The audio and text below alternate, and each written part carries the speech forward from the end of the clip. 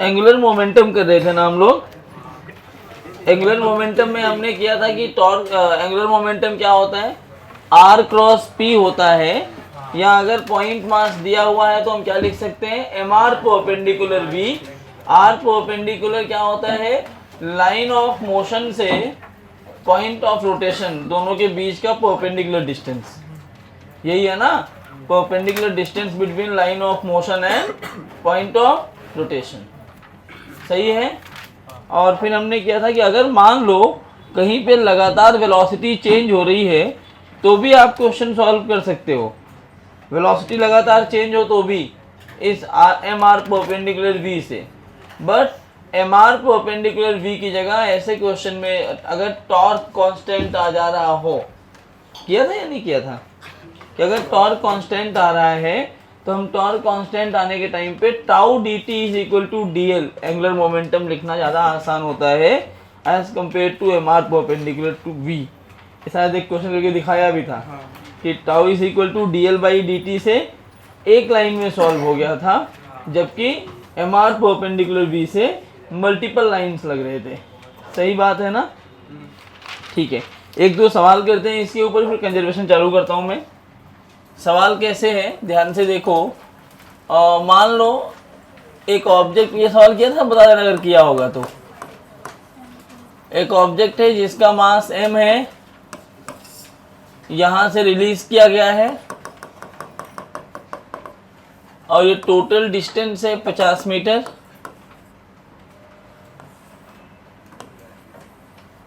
यहाँ 40 मीटर दूर point of rotation है। Find angular momentum at 2 second. Find angular momentum at 2 second.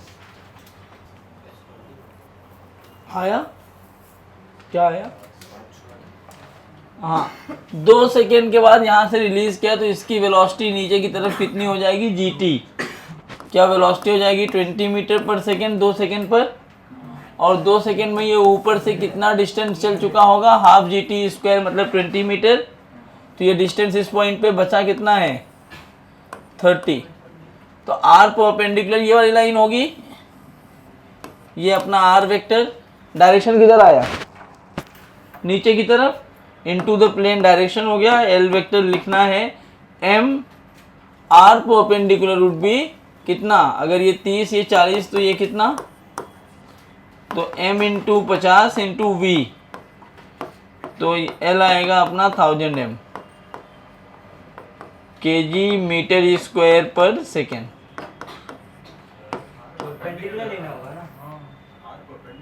O sorry 40 ही होगा, R 50 है ना, R परपेंडिकुलर चाहिए अपने को, तो लाइन ऑफ मोशन तो ये रहा ना, परपेंडिकुलर डिस्टेंस ये आएगा, ये परपेंडिकुलर हुआ अपना m इंटू 40 इंटू कितना है 20।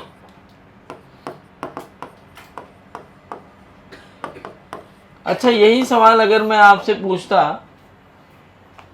कि एंगुलर मोमेंटम टाइम के साथ बताइए, एक तो ये तरीका था किसी टाइम t के बाद इसकी वेलोसिटी gt हो जाती, इस तरीके से करते, या मैं ऐसा बोलता हूं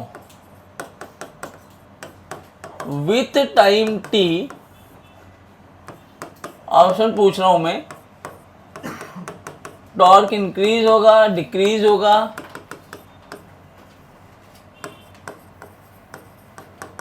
रिमेन्स कांस्टेंट,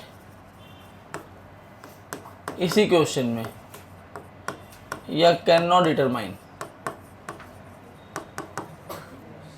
और फिर दूसरा सवाल,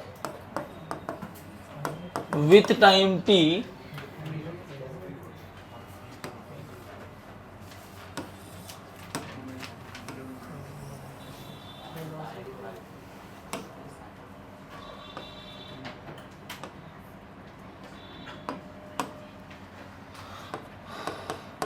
L बढ़ेगा घटेगा,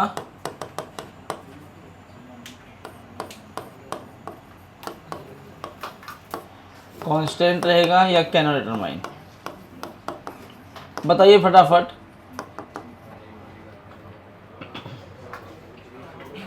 एक बार बताओ, इस पर जब मैं रिलीज किया, रिलीज करने के बाद इस पर फोर्स कितना लग रहा होगा? mg। तो mg तो इसी लाइन पे लगेगा हमेशा, सही बात है। और हमारा पॉइंट जो है वो इस पॉइंट पे है, कितनी दूर है? 40 मीटर। तो mg तो इसी लाइन पे हमेशा लग रहा है।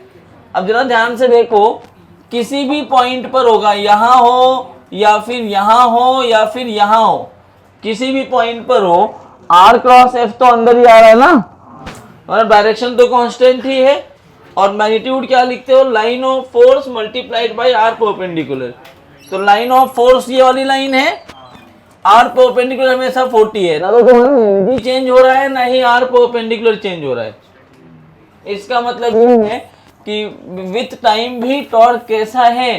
कांस्टेंट। लेकिन विथ टाइम क्या वेलोसिटी बढ़ रही है? तो यहां लिख देंगे with time force is not changing, force and R perpendicular is not changing, therefore tau is constant. लेकिन विथ टाइम क्या हो रहा होगा?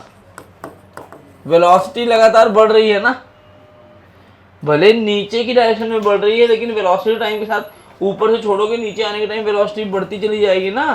तो विथ टाइम वेलोसिटी तो इंक्रीज हो रही है। अगर वेलोसिटी विथ टाइम बढ़ रही है, इसका क्या मतलब है? इसका मतलब ये है एल जो है वो हमेशा फिर से बढ़ता रहेगा, मतलब इसमें ये सही है। तो अगला सवाल इसी में पूछता मैं, यही सवाल होता कि find L as a function of time. समझ में आ रहा है इस क्वेश्चन में क्या हो रहा है? और इसी सवाल में मैं आपसे पूछ लूं, यही सवाल ले लो कि m मास है, रिलीज किया है, यहां पॉइंट ऑफ रोटेशन है, find L about O as a function of time. अब आप क्या करते? किसी टाइम t पर पहले वेलोसिटी लिखते, फिर mr परपेंडिकुलर v करना होता।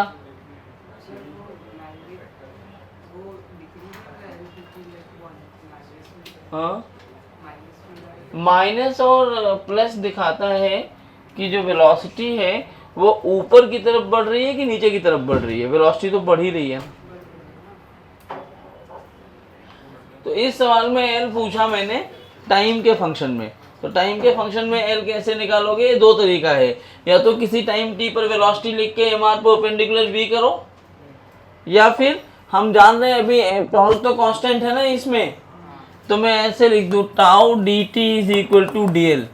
इसका कैलकुलेशन लिख सकता हूं मैं। अगर मैंने tau D T is equal to D L लिखा तो इसका टॉर्क कितना होगा? फोर्स तो ऐसे लग रहा होगा एम जी, और लाइन ऑफ फोर्स ये रहा, तो परपेंडिकुलर डिस्टेंस हमेशा डी बना रहेगा। तो क्या टॉर्क हो जाएगा अपना M G D D T, इसको अलग कर दो, और ये हो गया डी एल। तो चेंज इन एंगुलर मोमेंटम या एल की वैल्यू क्या आ जाएगी? 0 से लेके टी कर दो, तो एम जी डी टी। समझा क्या? डायरेक्शन बोलो, तो जो टॉर्क की डायरेक्शन होगी वही तो एल की भी होनी चाहिए। टॉर्क की क्या डायरेक्शन है इसमें? इसी पॉइंट पे निकालोगे, डायरेक्शन तो कहीं नहीं चेंज हो रहा है। तो आर वेक्टर अपना ये हो जाएगा, आर क्रॉस एफ क्या अंदर की तरफ है, तो ये टॉर्क भी अंदर की तरफ आएगा। क्या एंगुलर मोमेंटम आप लिख पाएंगे अभी? पक्का? कोई दिक्कत? एक दो सवाल और कर लो।